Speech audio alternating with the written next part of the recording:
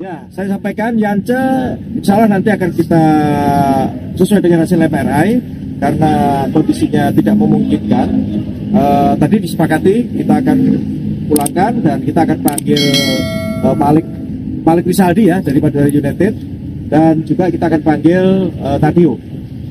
Malik itu nanti akan kita panggil setelah final selesai. Seperti itu ya.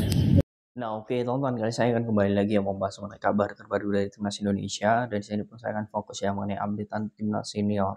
Lagi-lagi ya ada updatean mengenai pemain yang ini mendapatkan kabar buruk ya.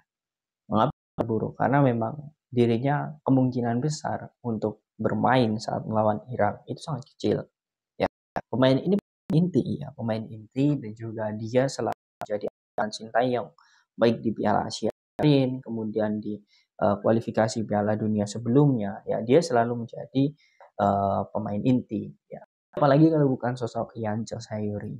Nah, Yance ya kalau kita melihat kemarin ya memang di latihan perdananya dia cedera bersama sosok Nathan Choaon.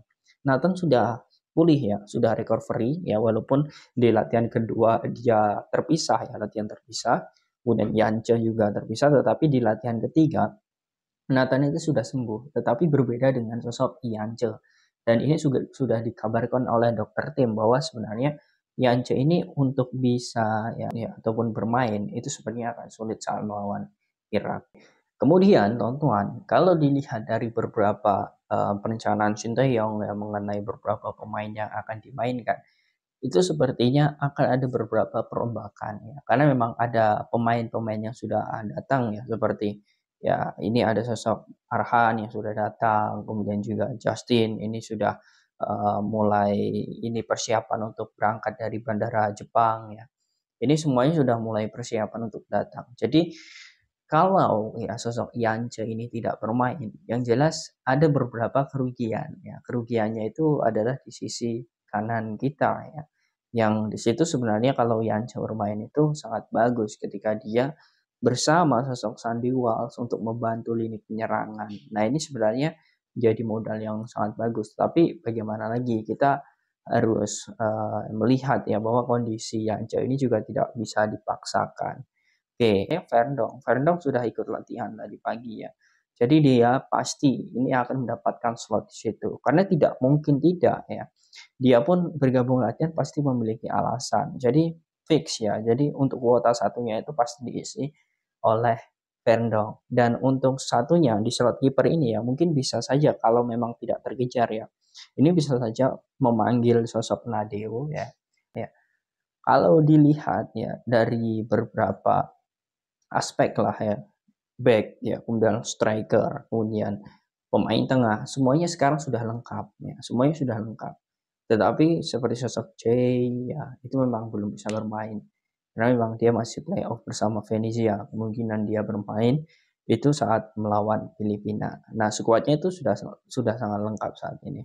Oke, kemudian kalaupun ya Martin Paes ini nanti ya tidak bisa bermain, bersama timnas Indonesia jelas ya kiper ketiga ya yang akan diusahakan oleh Sintayong ya untuk mendapatkan slot ini ya kiper ketiga.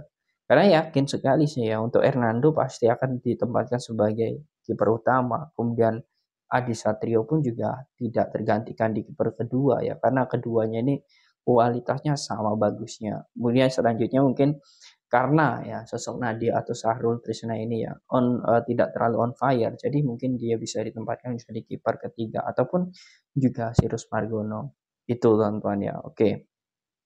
Dari beberapa kabar mengenai Yance, kemudian juga Jas ya, kemudian kedatangan Verndong ya. Yang dapat saya simpulkan di sini adalah bagaimana detik-detik terakhir ini ya untuk sebelum melawan Irak ini akan ada beberapa kejutan. Saya sangat yakin sekali. Karena skuadnya itu belum resmi ya, ataupun belum final ya. Walaupun sebenarnya Sintayong ini memiliki banyak sekali ya, banyak sekali planning ya. Entah itu nanti akan ada beberapa pemain yang dicoret ya, ataupun ada beberapa pemain yang masuk kita tidak tahu. Yang jelas Sintayong ini memiliki beberapa planning yang sangat bagus ya. Terutama dia juga mengatakan kemarin ya statementnya, dia ingin menguatkan di lini belakang. Ya, di lini belakang ini dia ingin kuatkan sekali ketika melawan Irak.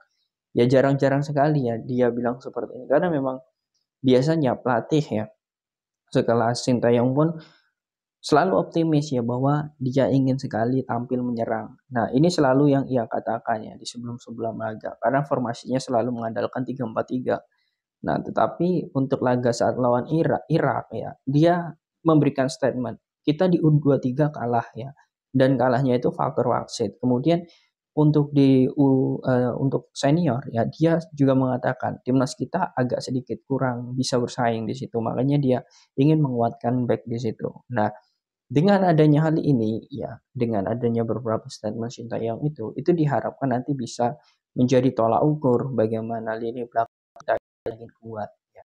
Semakin kuat dan juga bisa untuk menjadi tembok kokoh ya, walaupun itu ya tidak ada sosok Elkan Bagot lagi-lagi. Dan di sini pun terjawab apa ya? Sintayong ini sangat menunggu sosok Martin Paes. Nah, menurut saya ini terjawab karena memang tidak ada pilihan lain lagi gitu kan.